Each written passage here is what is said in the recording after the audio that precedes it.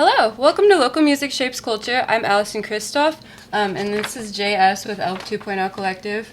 We're here to talk today about JS's time in local music scene here, and ELLE 2.0 is micro-label collective, and also Winterfest is coming up. I'm playing Winterfest. If you are with Kaya Hera, if you are in Indy, you should come out because it's going to be sick.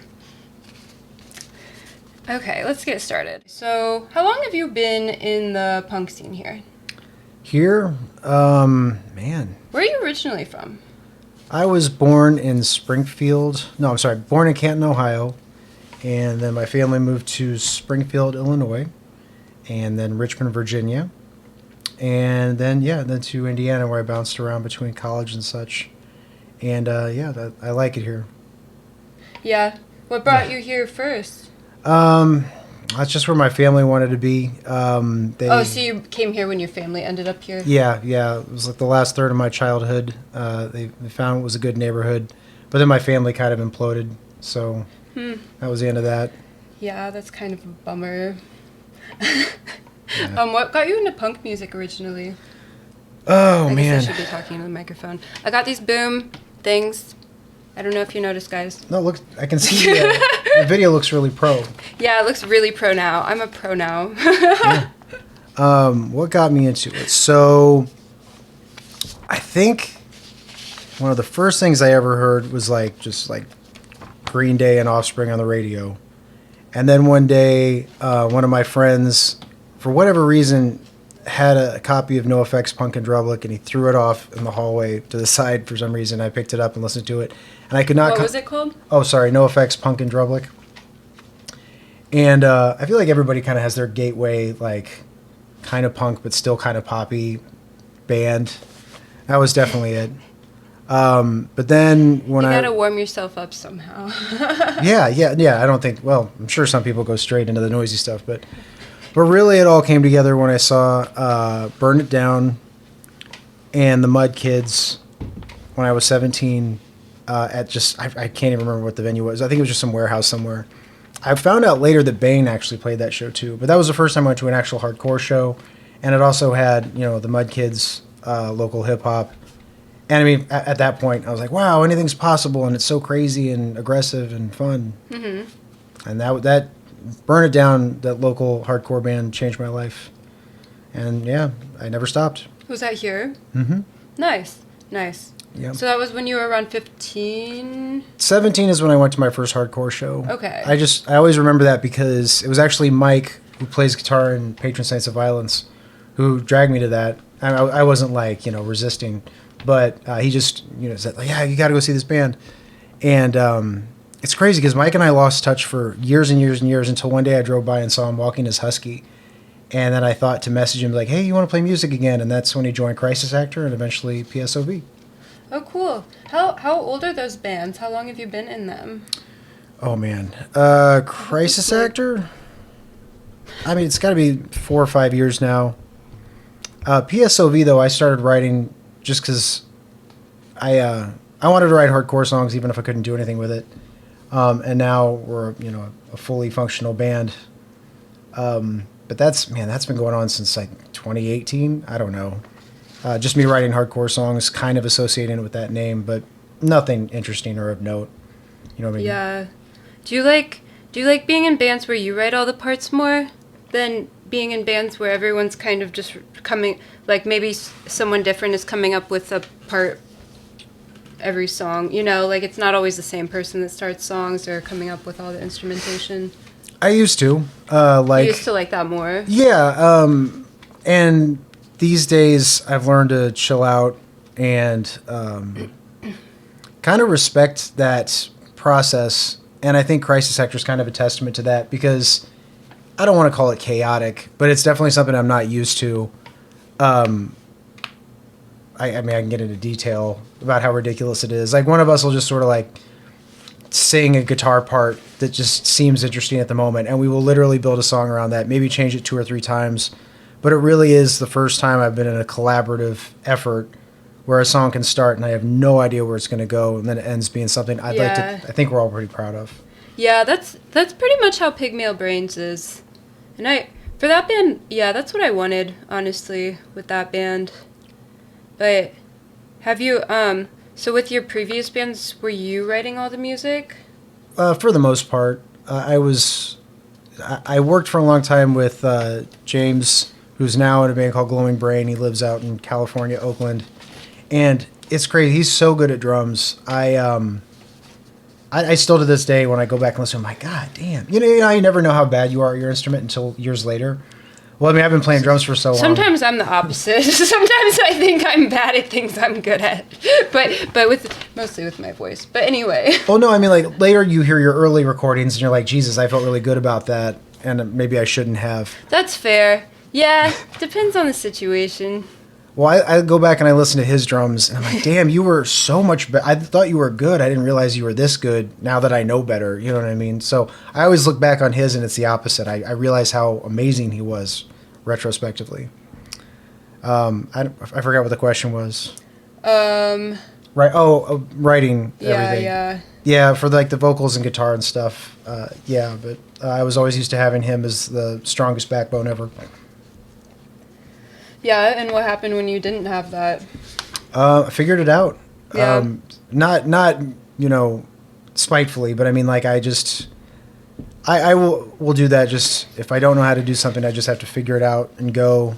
That's how it was with like Photoshop. My recording studio, I just started putting stuff together and figuring it out. A lot of trial and error, a lot of dumb mistakes. Yeah, band stuff has like so many logistics to it. You have to do a lot these days. And not that you didn't have to do a lot before, but you have to do a lot for free these days. And you didn't back in the day? No. Well, it's okay. So I'm definitely not complaining, but it's if you want to make money now, you can't rely on learning your instrument, saving up for a studio or even figuring out your own studio, recording it, and then putting it in some physical media. I mean, of course, you can if you're a band that can flip records and tapes. But, I mean, so much is streaming now. Bands like, I think ours, is safe to say, can't really rely on that as a source of income. No, Spotify pays you nothing. Right. So it's like that. When I started, it was like CDs or maybe even like CDRs in some cases. But, I mean, now the physical... I think when I saw Haywire... It seemed like there was no physical media on the merch tables. I saw a lot of shirts. I'm not complaining or criticizing. It's just I remember asking myself, because I could be wrong, but I was like, man, is that where it's all headed? I don't think so. Honestly, I've spent a lot of time thinking about this today, and I think there will be a strong pushback towards analog art again. I just think AI is going to turn people off to it. I mean, I think because of how much people are getting overburdened with social media and brain rot and the lack of trust because so much stuff is AI, I think people will push towards things that we know are human. No, anyway, that's my hypothesis. Well, not only how much of it's going to be computer made, but also the more things go to subscriptions and streaming where you don't own it, you just borrow it with a monthly fee, I think there's going to be pushback, especially in our world, where people are going to want to walk it back to something they can hold. Yeah, I think so for sure. And I don't know, I feel like I saw a platform where that seemed to be kind of happening recently. I forget what it was called, though. I mean, the TV services are one thing, but I mean, there was a company that tried to turn your mouse into a subscription. Oh, no, I mean, some service where it seemed like bands were trying to go to still own their music or something. Oh, okay. But I don't remember. Yeah. Yeah. But sites like Bandcamp and stuff are cool, but they're not really ideal for, listening. No. But, if people care enough, they'll find a way. And I think that's always been one of the underlying saviors of punk and hardcore. Is people who really want to be there will always figure it out, and they'll always figure out how to do it right eventually. For sure. Takes some time sometimes. Yeah. Did you already say what got you really interested in the punk community or punk music specifically? It's been a long time, and there have been various aspects of it that appealed to me in different ways over many years. But I can tell you one thing that when it, like, you know, my interest started was that any like rock record, band, whatever you want to call it, I would always find the heaviest, fastest, noisiest song on the record, and then want more of it. Like, it was just intriguing.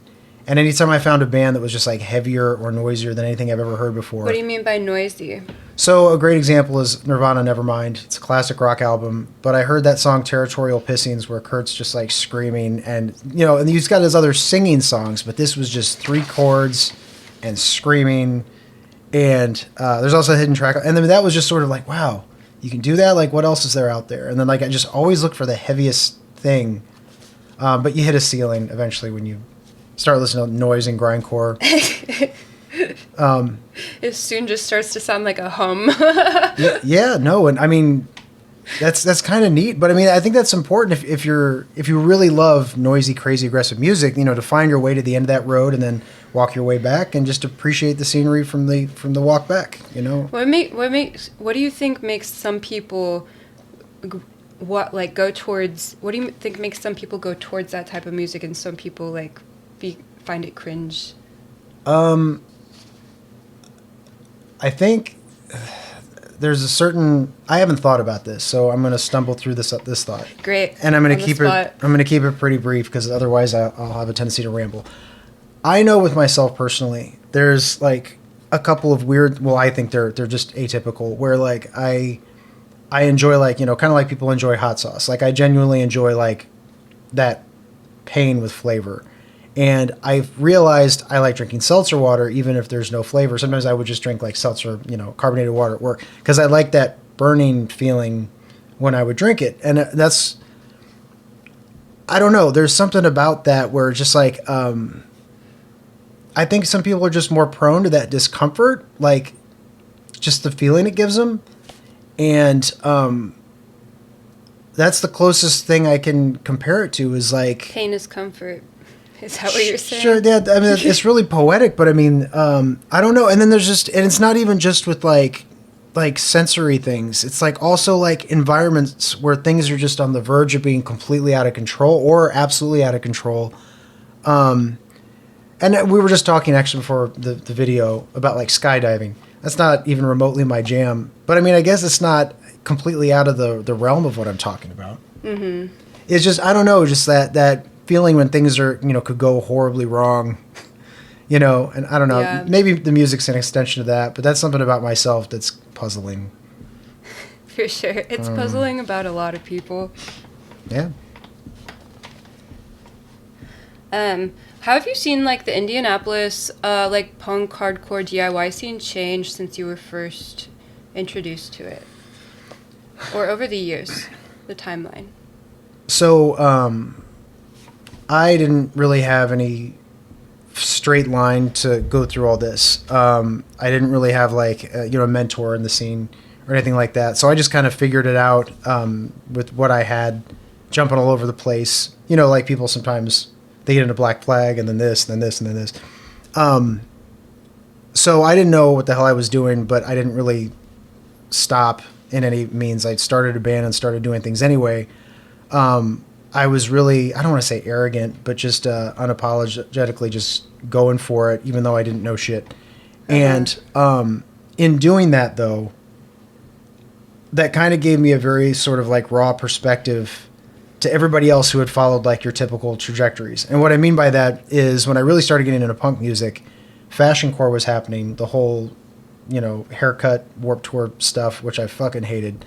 And then also our local scene, amazing bands, amazing people, but it was basically friend groups that were sort of insulated, and I didn't like any of that. And that actually... What year was this? Oh, dear God. Around the 2000s, I have to say. Okay. No, actually, yeah, after, you know, in the early aughts, as people say. Yeah. Mm-hmm.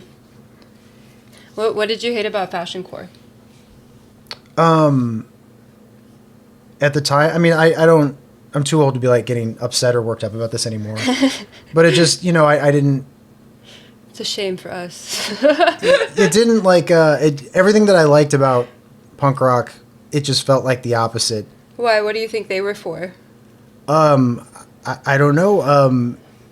I didn't like the obsession with like the image. I mean, I used to go to the to shows, whatever shows were available, and I would enjoy like a big loud breakdown through a giant expensive PA. Mm-hmm. But I mean, just the culture around it just was just so stupid to me. Again, I'm one person. I don't know shit. I hate it. It did not feel like what I liked about punk. I can just leave it there. You felt like it was more obsessed with the image than the actual music. Yeah.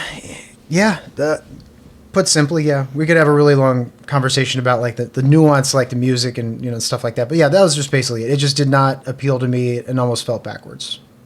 For sure. Yeah, that makes sense. Well, let's talk about like ELLE 2.0, your micro label collective. Why do you call it a micro label? I feel like a lot of local labels like just say a tape label or something.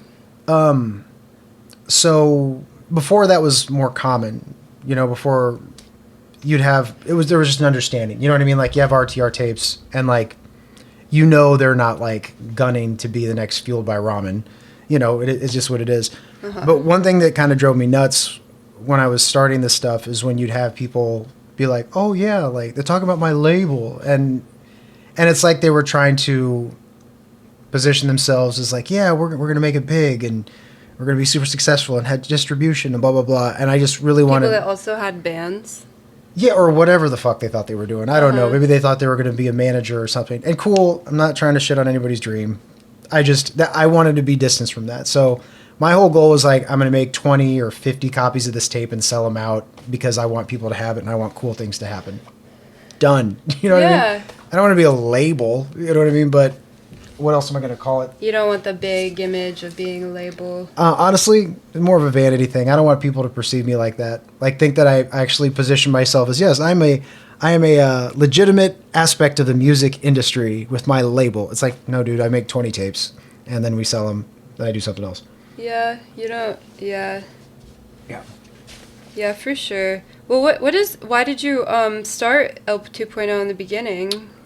So I was on tour a lot, and the band I was in imploded, and I'd been for so long on the record, go on the road, that I really just wanted to record music with my friends sometimes and not worry about anything else. Uh-huh. So I started just like a solo thing. I'm not even going to call it a solo project because, again, it's not like, how Annie Lennox had a solo project. It was just me in my living room. And that was I just called it ELLE. And then eventually I started working with some of my friends to like do some local DIY shows, and I wanted to put out some tapes, and I was just like, okay, this will be ELLE 2.0, almost on a whim. And it's Why'd you call it ELLE? Did you say that? Because the old band, we had an L. The old band was called Both, Bolth, and it had an L right in the middle of it. Oh, okay. It was so stupid. It was funny the first 10 minutes. Sometimes stupid ideas are great ideas. Yeah. And that was just sort of the next thing was just, I was referring to that L. It's not deep. But that's where I thought about spelling it out. And it's also the French word for she, I found out. That's interesting, right? That's true. I took French in college. I didn't. I think that's the first time I've looked at the camera. Oh, really? Is that bad? Yeah. Why have you been looking at the laptop? No, just around. I don't know. Yeah. Well, no, it's not bad. I've been looking at the camera, so maybe. Oh, good for both of us. Well, I looked at it sometimes. It depends. I'll ramp it up here.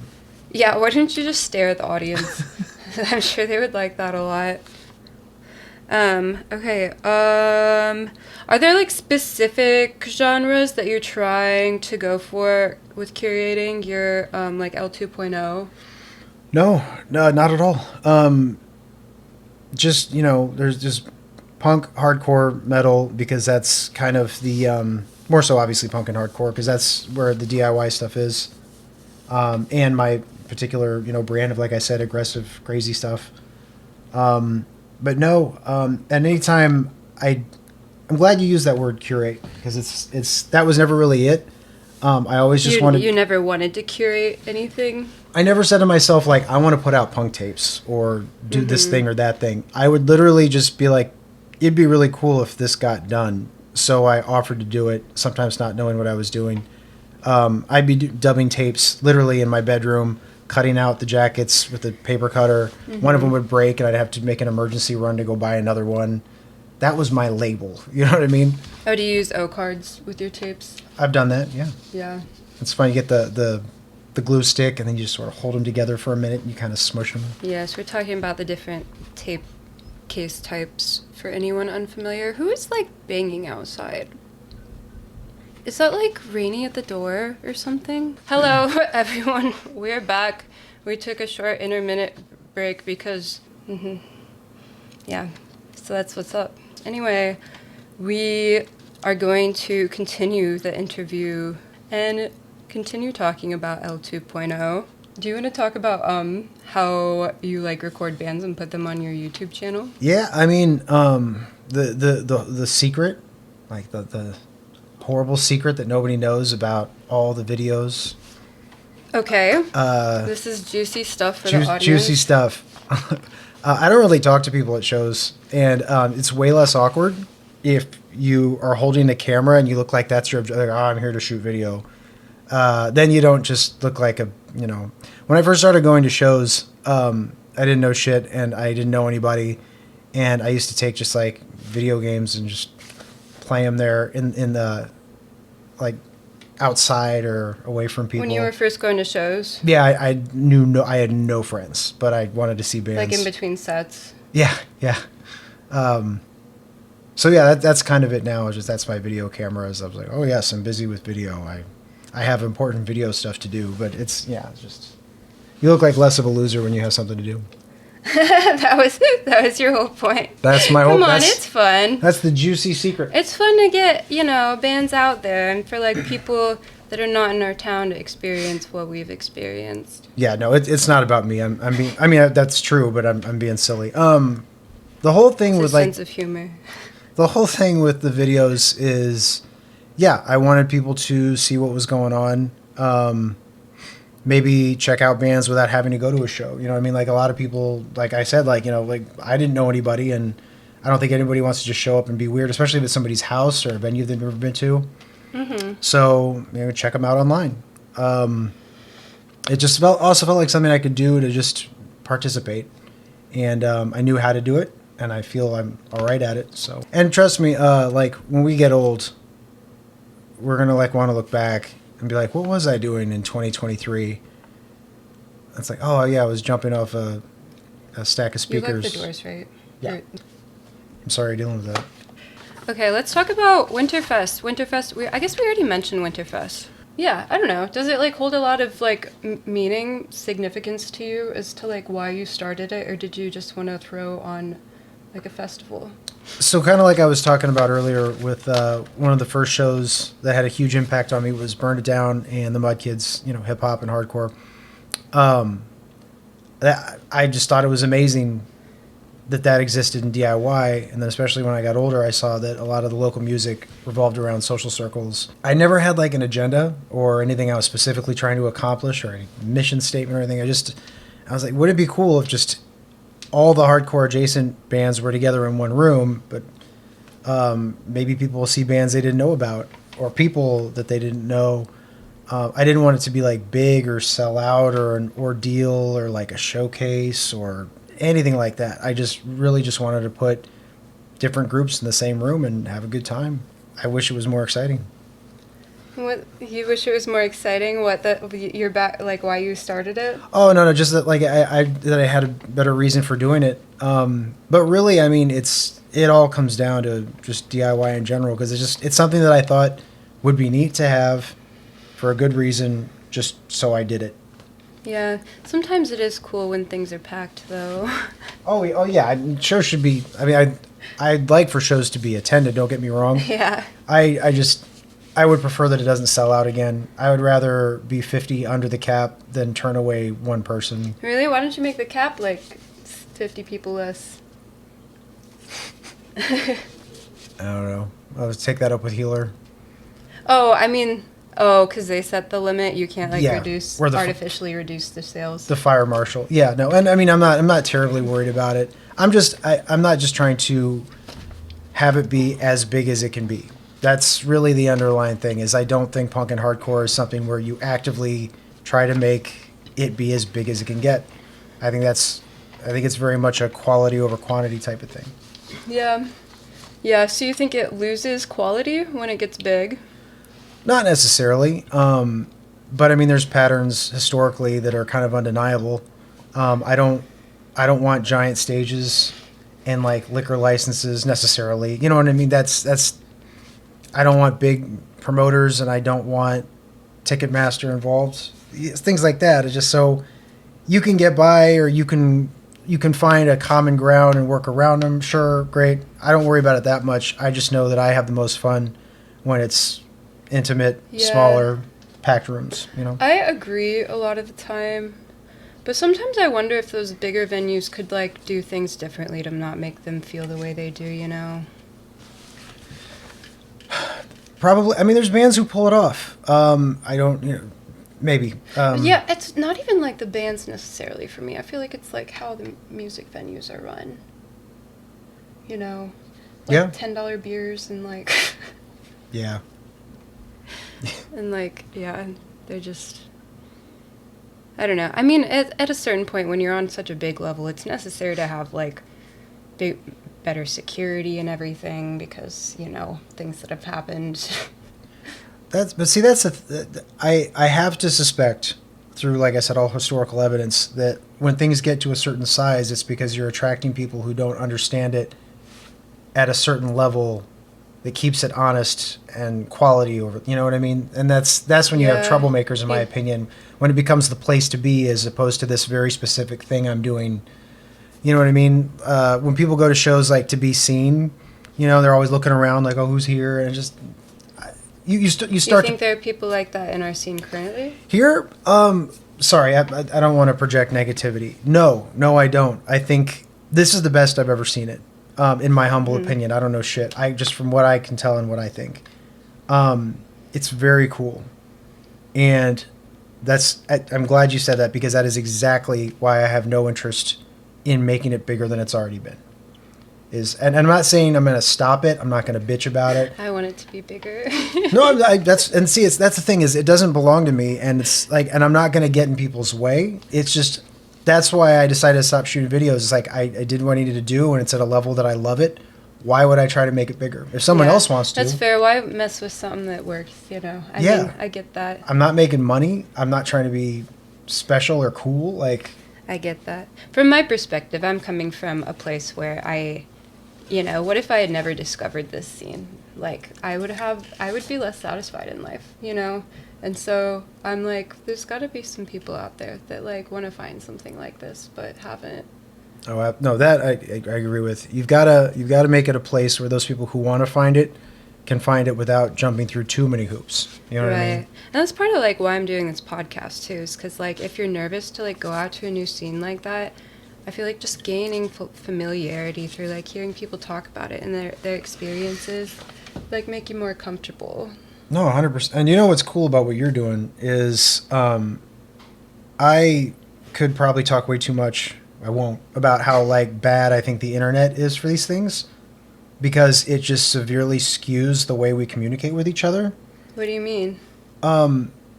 Posting and podcasts and hype and algorithms, I think, detract from the human integrity of the experience of punk and hardcore. It allows people to represent themselves in ways they are not, or be misconstrued wildly from who they actually are. Again, I'm not going to rant about it or be like walk around mad, but I like that you're showing just people talking. You know, there's no time to draft a response. You know what I mean? Like, we're just two weirdos here talking about stuff, and that's all it ever is. Everybody in your favorite band is just a weirdo talking about stuff, and it's true. We're all weirdos, and if you're not a weirdo, it's because you haven't let it out yet. In my opinion. And then one day you'll be like 35 and married, and you'll freak out and destroy that relationship and your career. It could happen. Consider unleashing now. Or in colleges, or the college years is typically. I shouldn't pigeonhole that to college. That's very what's the word? It's not inclusive. Oh, that's fair. That's fair. College years, early 20s. Yeah, there you go. That. Yeah. So you like the scene exactly how it is. You don't like want. There's no like specific ways you would like to see it, perhaps like change or evolve over the next year. That's a really good question because, and I have to answer it sort of. That's fair. I have to answer around the question. Number Complicated. one, I mean, I'm older than most people. It's not for me. It never was for any one person. But I mean, even less that I'm older now. Just because hardcore and punk, I'm not saying it's exclusive to young people, but it's always been driven by young people. So I keep saying this for a reason. I'm not going to walk around mad about anything I don't like, and I'm not going to get in the internet and yell at a bunch of people, or especially not kids doing it. I might disagree with stuff, but I mean, who fucking cares? Really the best thing I can do is exactly what I think I'm doing. Like, okay, well, here's a video of something I thought was important. Maybe you should see it. Here's a fest of like a few bands in a room that you might not see. Maybe you should go to it. And then I just walk away because, you know, I'm not going to tell people what to do or try to coerce them into doing something. All you can do is just do the thing, you know? Yes. So, yeah, to answer your question, though, no, it's not perfect. It's never going to be perfect. No, it's not. Just do what you can do, and you don't go to the internet and rant about it. Don't think you know something because you've been doing this 20 years.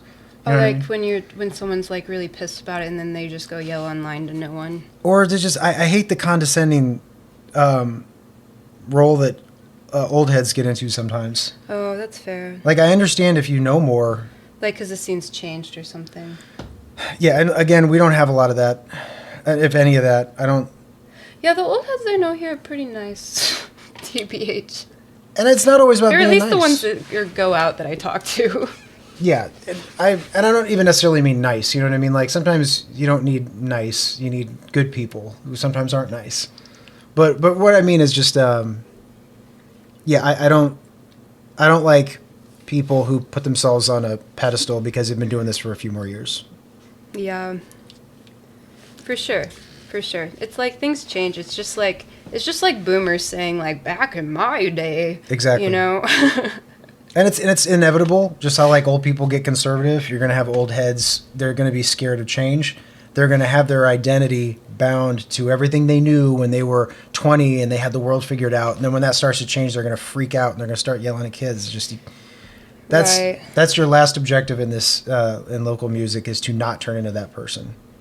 For sure, because I'm sure there were a lot of old people when they were younger that didn't like what they were doing. Yeah. Yeah. Have you seen, like, in your time in the local music scene here, have you seen any ways that, like, the hardcore or punk or DIY community has, like, impacted the greater city culture? Oh my goodness.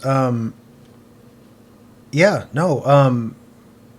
I don't think people realize how amazing it still is. But when we had Longshot and Healer, and then Black Circle, started getting involved more so with the scene I'm into. Mm-hmm. And then also, who am I forgetting? State Street? Atomic, yeah. No, State Street, all these places. I mean, there was a while where anywhere that we did shows would get shut down within 6 months. Really? How long ago was that? Oh, good Lord.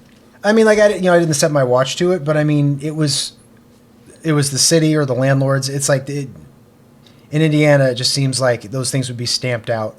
And I don't want to see it necessarily like co-opted by business interests, but the fact that we have places like Healer and people like Tad at Longshot who just do this because like I was saying, do the thing. Just do the thing. It's nice when we have venues that are in it and they know what it is and they're not just like some old person that owned property that we asked, because like it's just more sustainable.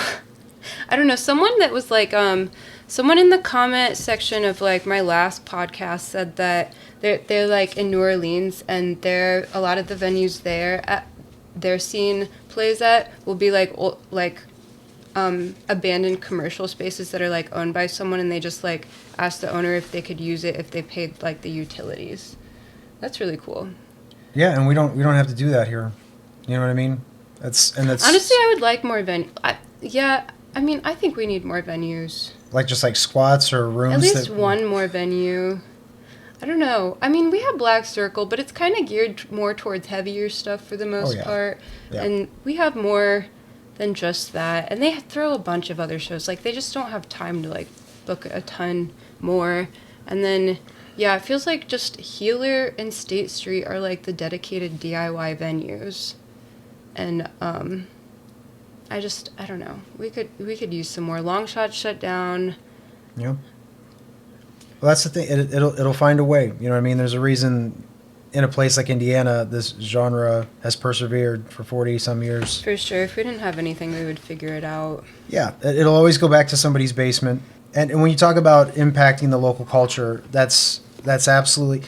That's another reason that I do some of these things. It's just because I want to set the stage, for, no pun intended, for like the next people who are going to do this. You know what I mean? Like when I said I was going to stop shooting videos, people were like, I got some flack for it, but that's not, it's just, it's like, anybody can do this. You know what I mean? Like I showed you exactly how to do it, and it's not hard. Just taking a video and uploading it to YouTube. Right. I don't do anything. I get free software. Oh, you talk about DaVinci Resolve. Yeah. No, so I got free software. I didn't use it. I used CapCut. That's what, and you got options. That's the thing is anybody can do this. Like, it's not about True, the thing. look at me. I hope that's the what anybody would take from anything I do is that literally anybody can do this.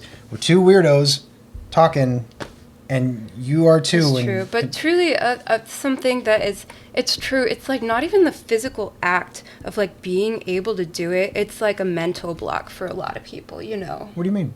Like feeling like they are not in a position where like they should be like making a podcast or should be in a band because they don't feel like they are like worthy enough of being in that position or that they are good enough at music or what they want to say is important. It's like a self-belief thing. It is, and that gets into a deep conversation. Or feeling like you I don't know what I was going to say. No, it makes sense though. I mean, some people just don't. They don't feel inspired, or they don't understand their own potential. Yeah. Or there's crippling anxiety is a thing. You know what I mean? But I mean you have to ask yourself, like, if you have to push someone that hard, do you really want them doing it? Like who? Or like pushing what way? Well, that's the thing. I'm this is getting kind of abstract, but you kind of have to meet people somewhere in a very healthy middle, where you come this close, and then they have to meet you there, and then finish it. You know what I mean? Like I don't really have a lot of interest, if I'm being honest, about like convincing people to be involved or like motivating them. Yeah, I mean, like I will set an example. No. They have to want to do it. Yeah, for sure. They're not going. Yeah, why would they have to want to do it? Yeah, we're saying the same thing from two different directions. But I hear you. Yeah. You're absolutely right.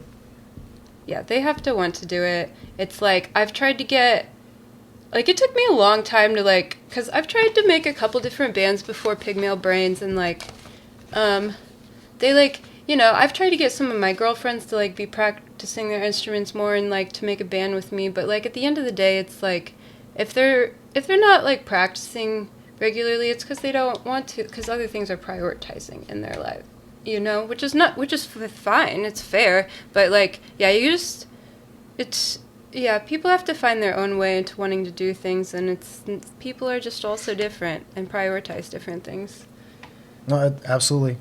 And there's always going to be people falling out, and, and I don't know. For me, I don't even know how to explain it. Like, I've always just known this is what I have to do. And, like, it's never been a question of, like, am I going to do these things? It's just I need to figure out how to get them done. Like, I just knew the writing was on the wall. That's how I've always operated. Like, I don't know how, but we're touring, so I need to figure out a van. I need to figure out work. Yeah, people figure it out. As long as you believe you will, you will.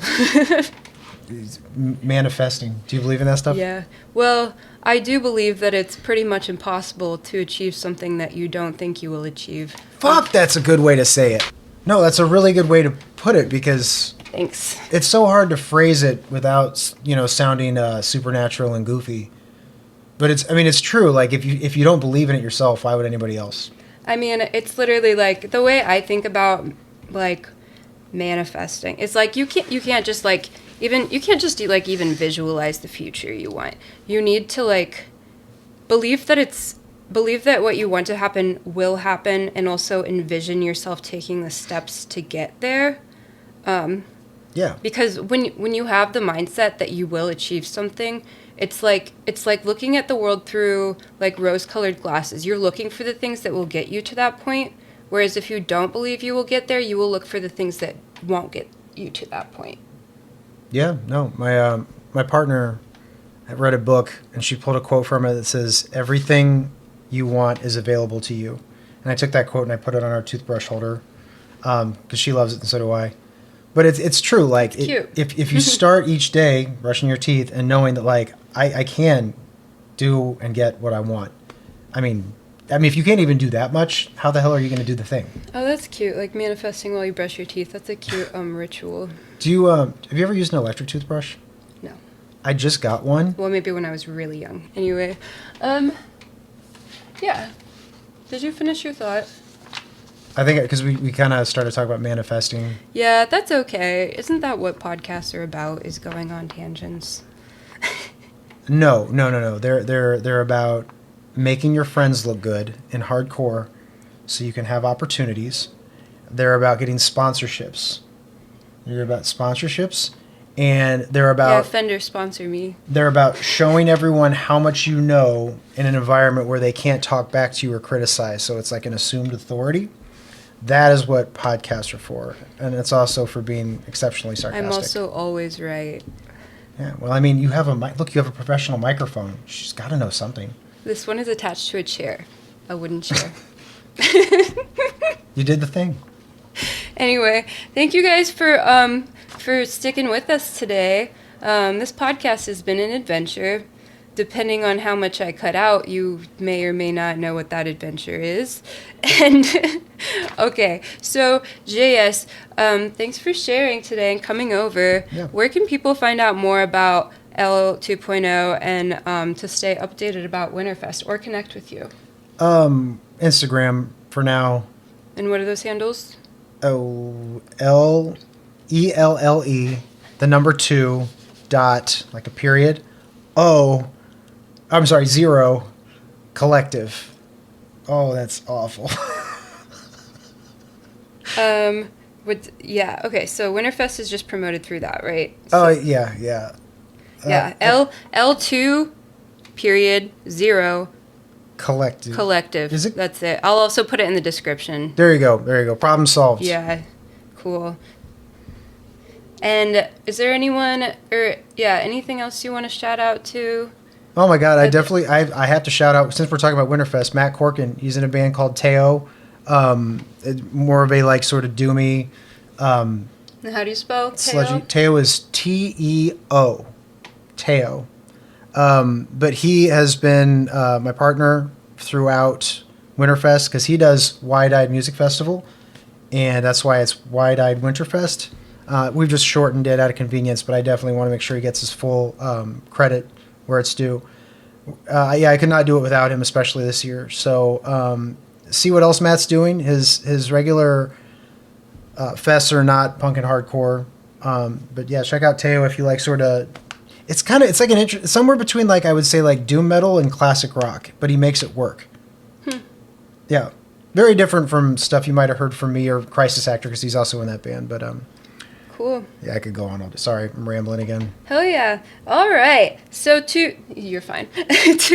So to our listeners, thanks for tuning in to Local Music Shapes Culture. If you enjoyed this episode, you can find the podcast on Substack, where I host it, and where Substack hosts its RSS feed too, and also pushes it out to YouTube, so you can watch it on YouTube, or Spotify and Apple. And like I said, it's on RSS feed. If there's any other specific podcast platforms y'all prefer, tell me, so I'll make sure that it automatically gets pushed out to there. Anyway, I'm Allison Kristoff. Oh, wait, you can tune into this every Sunday at 8 p.m., except I was late the last couple weeks. But thank you guys so much for tuning in. I'm Allison Kristoff, and I encourage you to create art and share your voice with the world. Okay. Well, that was an interesting episode. No.